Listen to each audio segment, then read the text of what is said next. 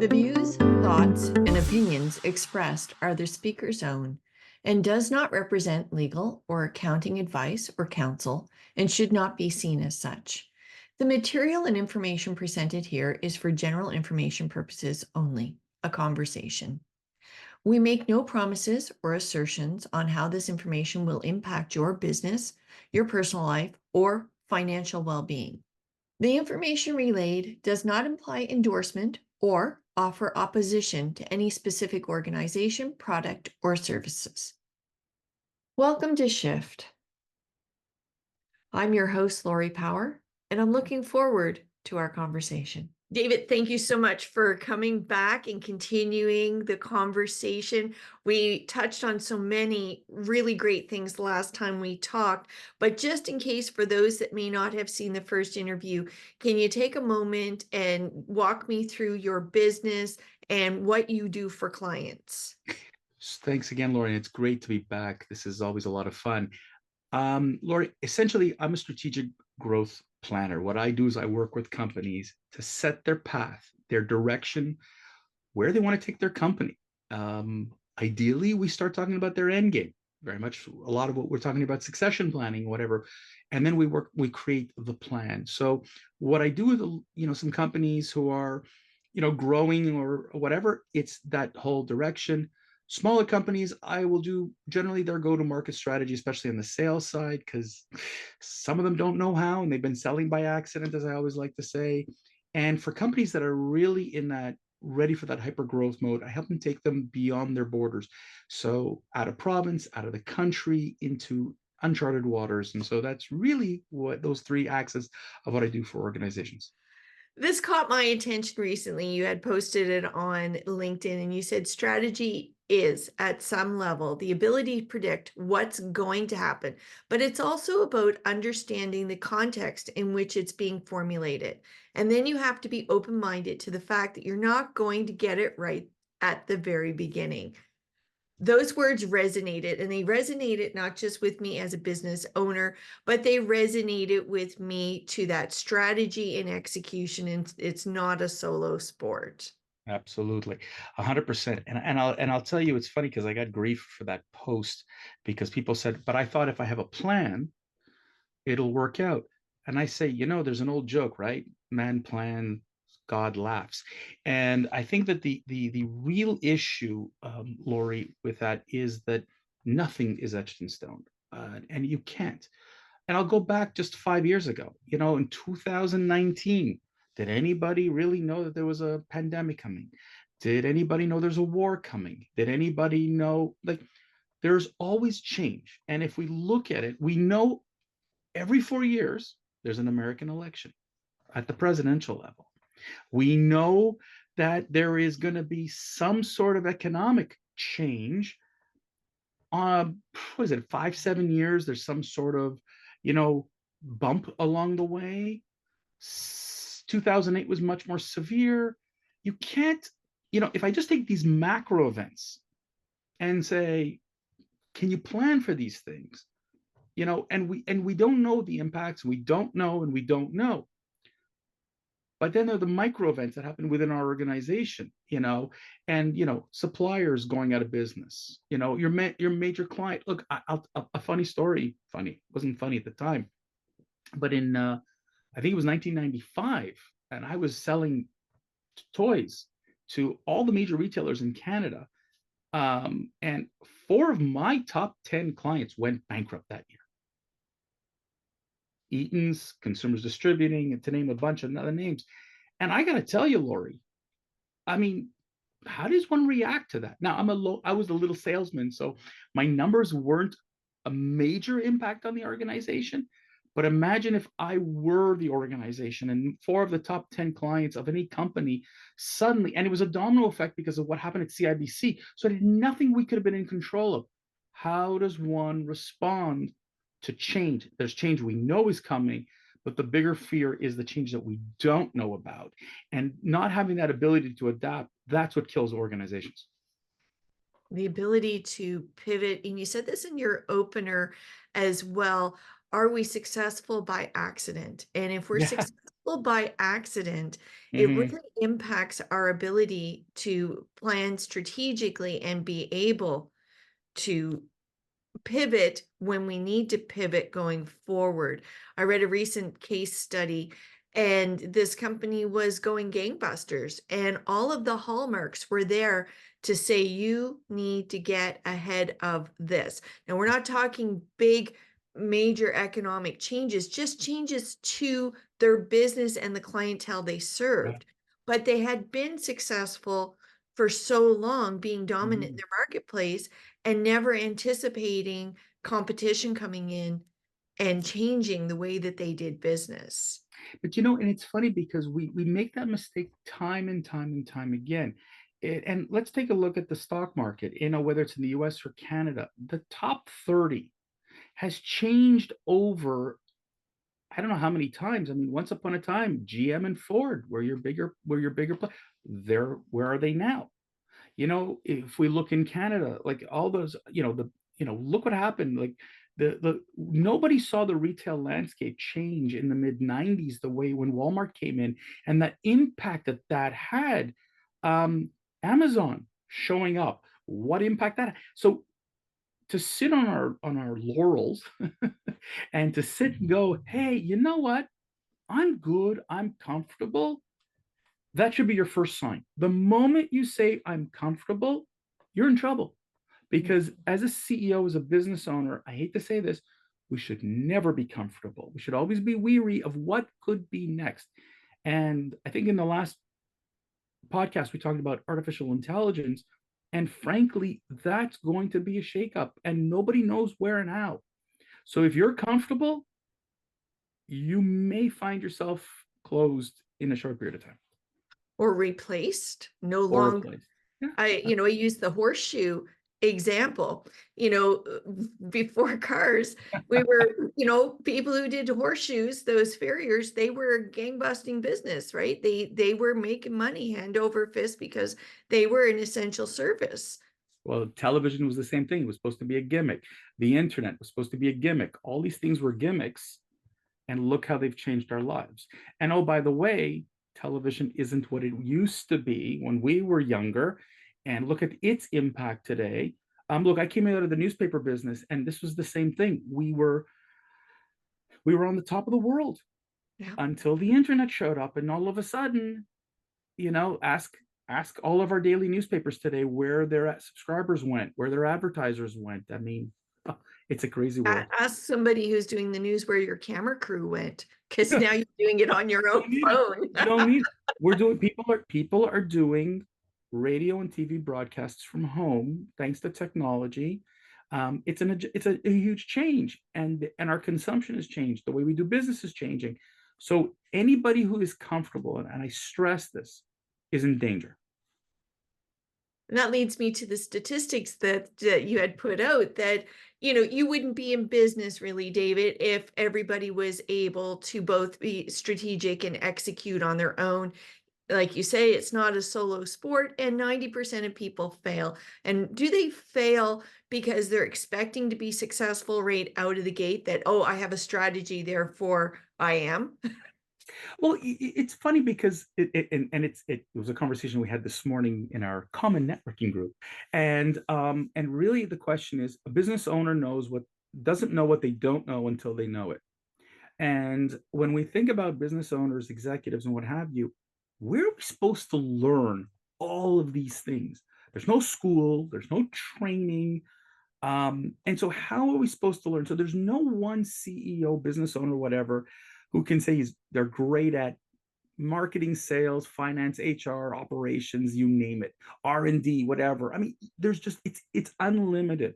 So as we grow and we scale, bringing in people from the outside who have cross industry experience, who can give you a little bit of an insight and ideas about, hey, look at what we could do here, we could do there. That's a benefit. So yeah, I could create a strategy, and I might not have the right people to execute, or I've got great people to execute, but they're not strategic. You can't do it all. It's just not possible. When you're like When you're starting out, you're doing a couple $100,000 in sales. Okay, maybe. But at one point, if you're the business owner, and I think I joked about it last podcast, are you still buying the toilet paper? You can't do it all.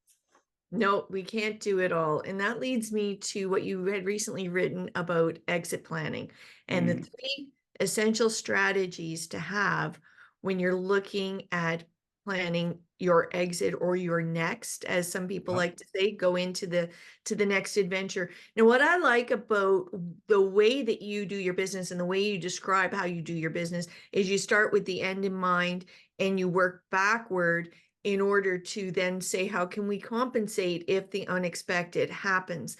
But you had three essentials here that I wanted to dive into a little bit more. And let's start with number one was maximizing your value creation. Take me through how a company can start today looking at where they want to be and maximize that value. Wow, there's a lot there, but in its simplest form, what are we talking about maximizing value is if you are going to go out and sell the company and depending on the business you're in, and we know there are multiples in every single industry, and not every industry is the same. First thing, let's find out what the multiple is. And second of all, what do we have to do to optimize that multiple? In some technologies, it's 5, 6, 7 times. I mean, so how much is a subscriber worth? How much is a client worth? How much like where is your first thing we got to know is where is your value? And then how do we optimize that? Because if at the end of the game we're trying to sell it, or we go with an IPO, or whatever, what does the market or what does a buyer want to see? And that's to me where the value creation has to be. Now the danger is people will then start working like a publicly traded company, and we don't want everybody to think like that. That's not necessarily what we're looking at. But I've met quite a few people in M&A, in mergers and acquisitions, and the exact question they say to me is, well, does your client know how to maximize their value?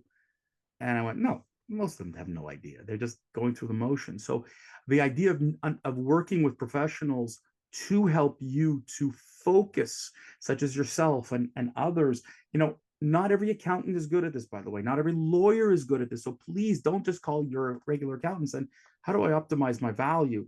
You might need to bring in an expert. So please take the time and educate yourself before you go and just say, yeah, I'm good, I'm good, I'm good.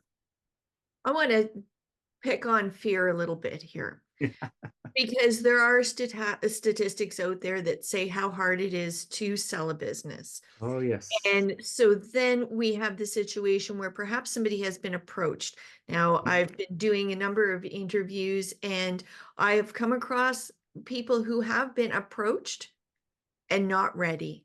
They're Yep. not ready because they haven't done the Oh, yeah. basics of understanding their value. Now, a couple of things will happen there. They'll either lose the proposed buyer because they're not ready, they don't have the right teams in place, or they do sell because they're so full of anxiety that they may never get another chance to do it, and it becomes a fire sale.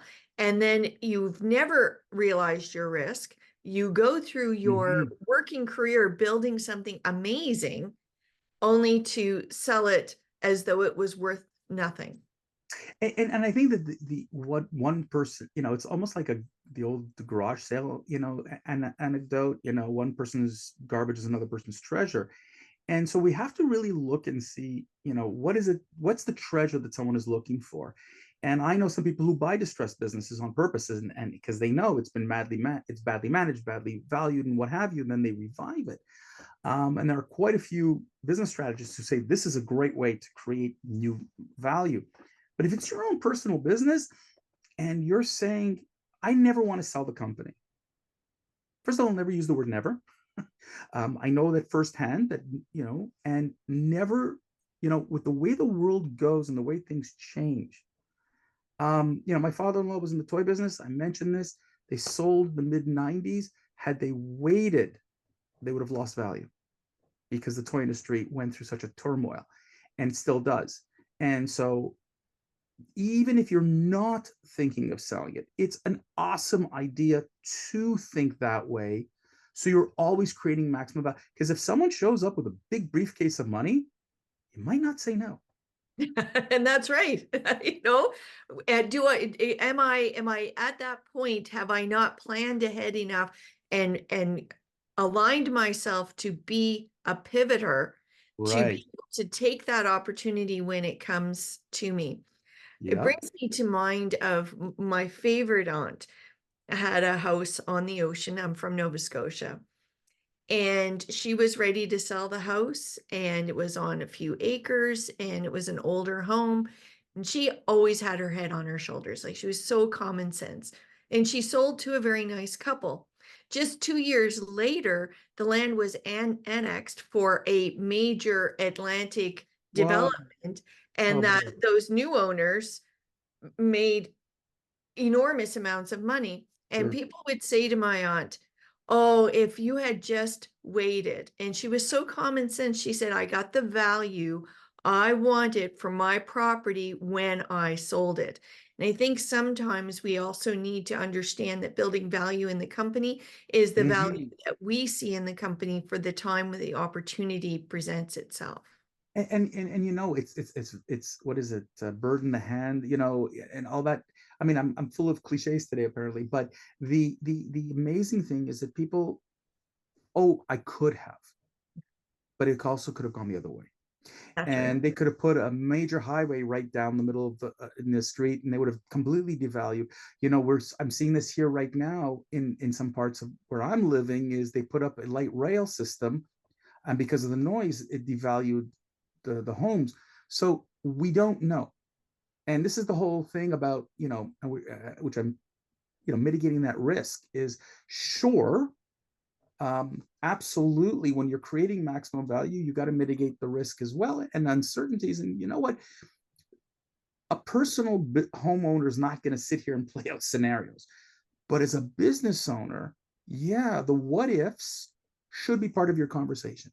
And I think that COVID taught us tremendously how critical a what if happens. Now, I don't think we're getting another pandemic, but what if we shut down? What if we have a power failure? What if, you know, what if, you know, we're lucky we don't have to, we're not going to war. But I know a lot of companies that farmed out a lot of work to Ukraine and they had to redo their business model because they just lost all that talent. So what do we do? And so you can't, oh, I should have, I could have waited.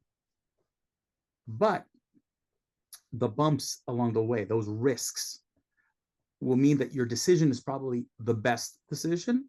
May not be the ultimate, but it's the best decision at that time and that you'll be comfortable. That's But you just, have to consider, will my services be necessary in the future? Going back to AI, will oh, I be replaceable? Will I be essential? Will I be needed?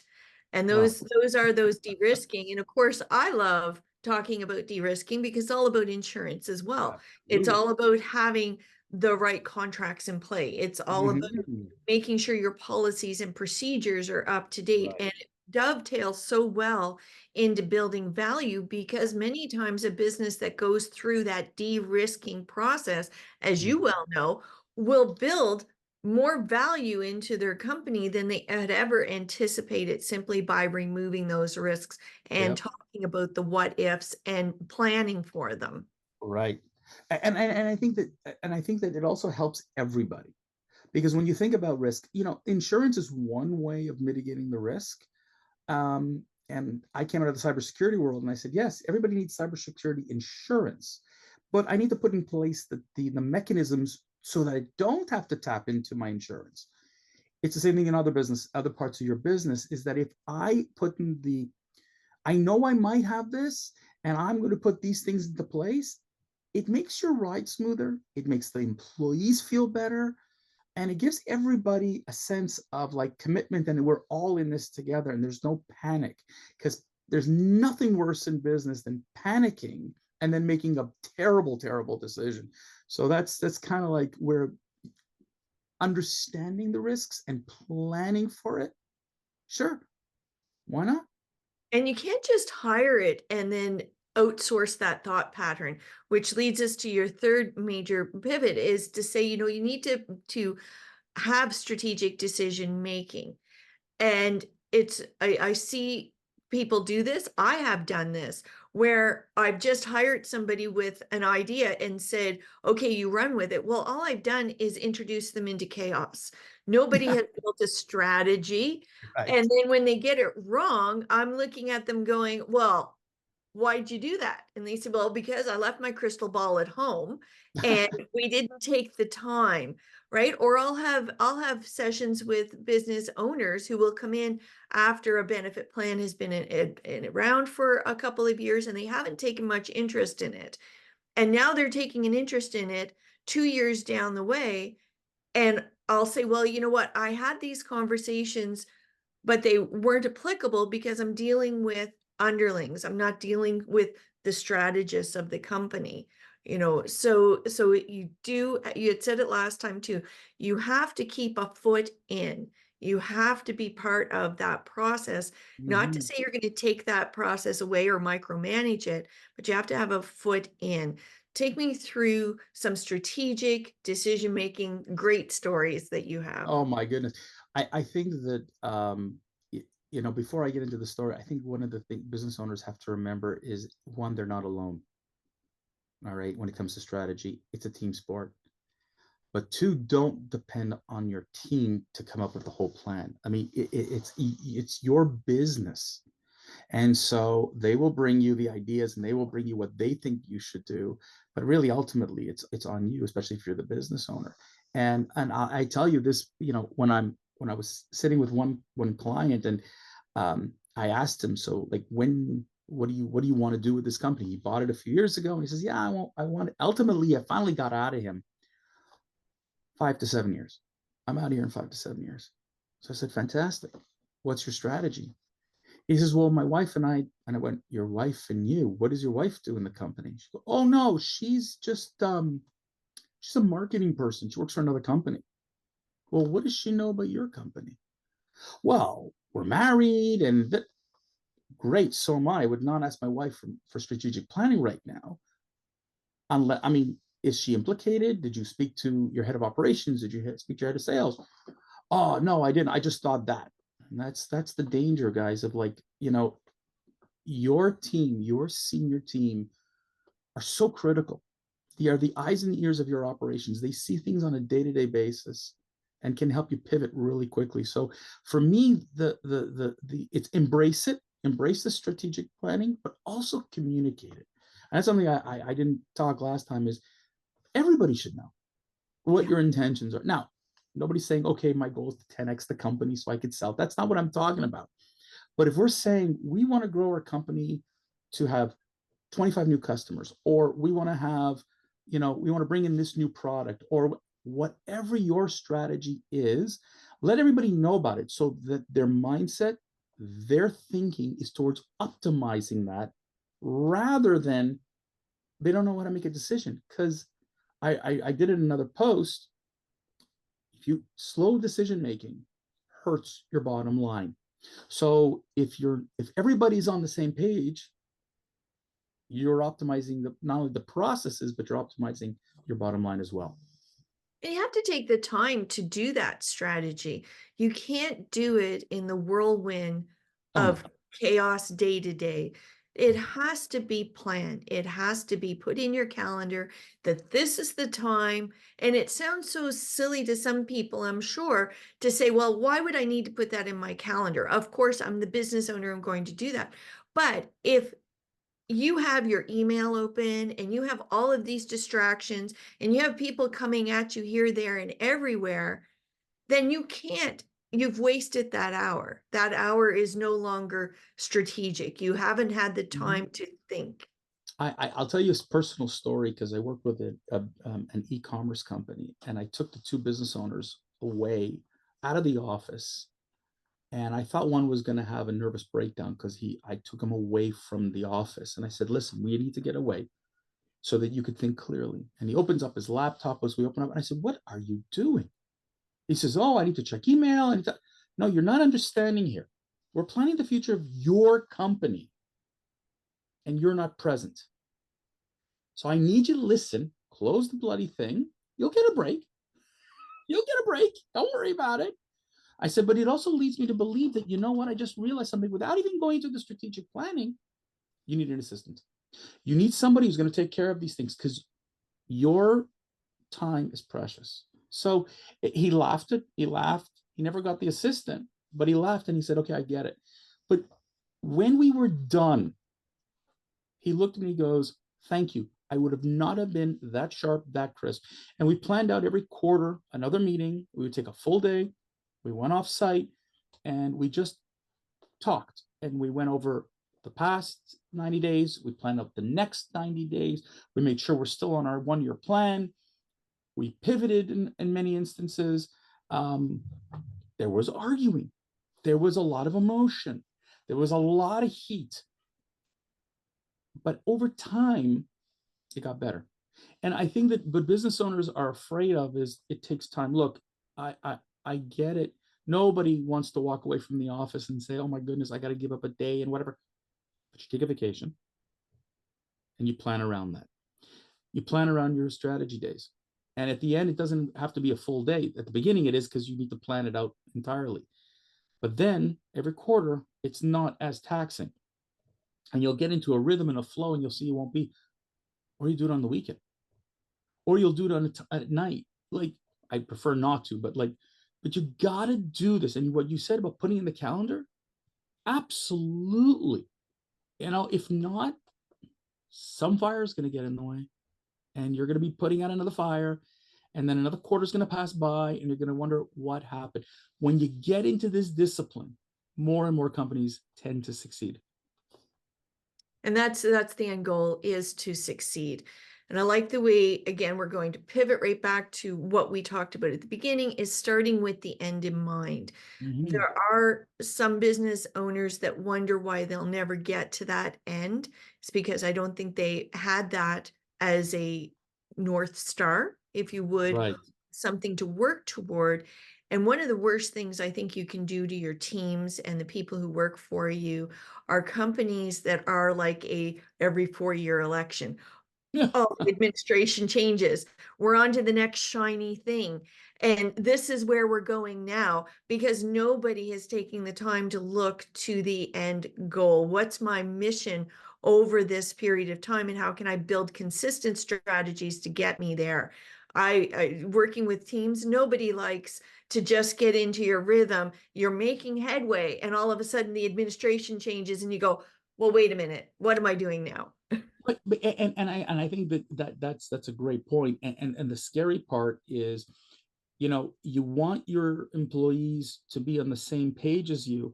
And if you don't have that path, and if you don't have that direction, they might make a decision that could cost your company. They might take you in the wrong direction. They might spend resources on trying to develop an idea that has nothing to do with what you want to do with your organization. So having that path in mind, and again, as we said at the beginning, you're planning in pencil. You're not planning in pen. And so as a result, you're going to erase and pivot and move and this and that. But at least everybody is rowing in the same direction. I think that if you've ever seen those rowers in the Olympics, and we're going to have the Olympics very soon, and you see everybody rowing, when everybody rows at the same pace, at the same time, in the same direction, that's the team that wins. And they're And only that's what you doing want for your that company. because they have the drummer at the beginning, There we go. or at the bow of the boat. And Absolutely. I remember being a kid going, well, what's that dude doing? Because he's not doing anything in the boat. But yet he's doing everything in the boat. And if we were going to use that metaphor, I would say that's your CEO, that's your Mm-hmm. founder, that's your business owner that Right. is setting that drum, setting that pace, and Absolutely. Yep. everybody knows what they're doing. Absolutely. And I think, and that's if, and you said the word pace, and that's what the strategy creates, is the pace. It creates, we know where a finish line is. Okay. And in a business, the finish line could be years and years and years away.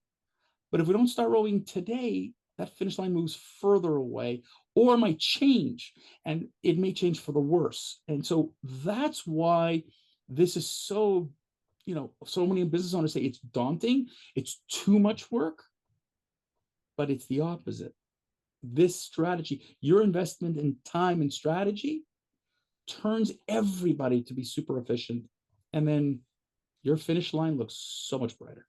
Oh, absolutely. And those rowers, it doesn't matter if the weather kicks up. It doesn't Absolutely. matter if the waves are there. They're That's right. still keeping the pace. They're There you still moving it forward. Look, we can go on for hours about this, but I think that I'd love to hear back from some people and see what they're interested in, because I think we're both talking about making their lives better. I mean, I'm adding a little bit here. We don't think about retirement at 25 years old, but waking up at 55 and saying, "Ooh, I'm retiring in 10 years. I better move." That's not a good idea either. And there are generations who did that and are paying the price for it. We as business owners need to remind ourselves that there is a finish line, and it may not be at 65 anymore. It might be at 70, it might be at 55. I don't know. But have it in mind so that you're doing everything you can and not have to, struggle when you've reached that finish line. Excellent. Oh, thank you so much, David. I know we're going to continue this conversation. My This is pleasure. fabulous. Thanks, Lori.